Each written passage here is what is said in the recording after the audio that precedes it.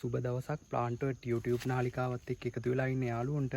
ඉතින් යාළුවෝ නිතරම අහනවා කොයි වගේ ආදායමක්ද මේ ගස් 500න් ගන්න පුළුවන් කොයි වගේ හාවස්ට් එකක්ද කියලා.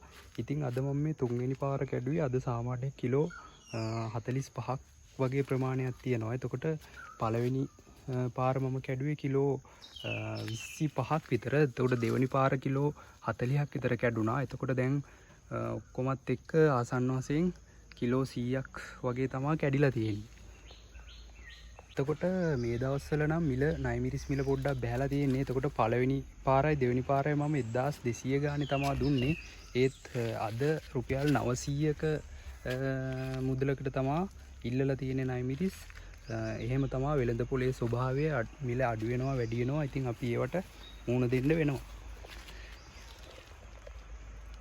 එතකොට මේ ගස් 500 වගාවෙන් සාමාන්‍යයෙන් මම නයිමිරිස් කඩද්දී මාසෙට 3 පාරක් වගේ කඩන්නේ. ගොඩක් අය සමහරු කඩනවලු මාසෙට 4 පාරක්. ඒ කියන්නේ සතියකට 1 පාරක්.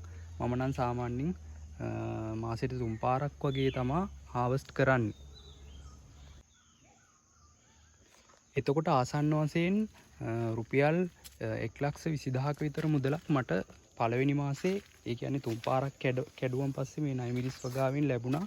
එතකොට මේ පාර කොහොමත් මිල පොඩ්ඩක් අඩු හින්දා තමයි මෙහෙම උනේ. සාමාන්‍යයෙන් නයිමිරිස් දැන් මාසෙකමාරකට විතර කලින් රුපියල් 1200ත් 1800 වගේ මුදලකට ගියා. එතකොට මේ දවස්වල මිල පොඩ්ඩක් බැස්සා.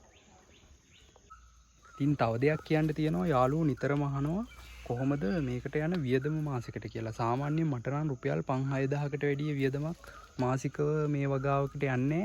පොහොර වලටයි බෙහෙත් වලටයි උපරිම වුණොත් 6,000ක වගේ මුදලක් තමයි සාමාන්‍යයෙන් මාසිකව යන්නේ. කියන්නේ පොහොර සහ බෙහෙත් වලට. ඉතින් ওই ටික තමයි යාළුවනේ මට කියන්න ඕනේ උනේ. දැන් මේ කරලුත් හැබැයි හොඳටම තියෙනවා. සාමාන්‍යයෙන් බර හොඳට තියෙනවා.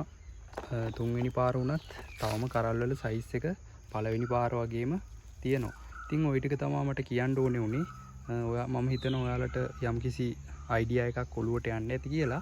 එහෙනම් මම වීඩියෝ එක නවත්තනවා. ඔයාලත් ඔයාලගේ අදහස් කමෙන්ට් කරන්න.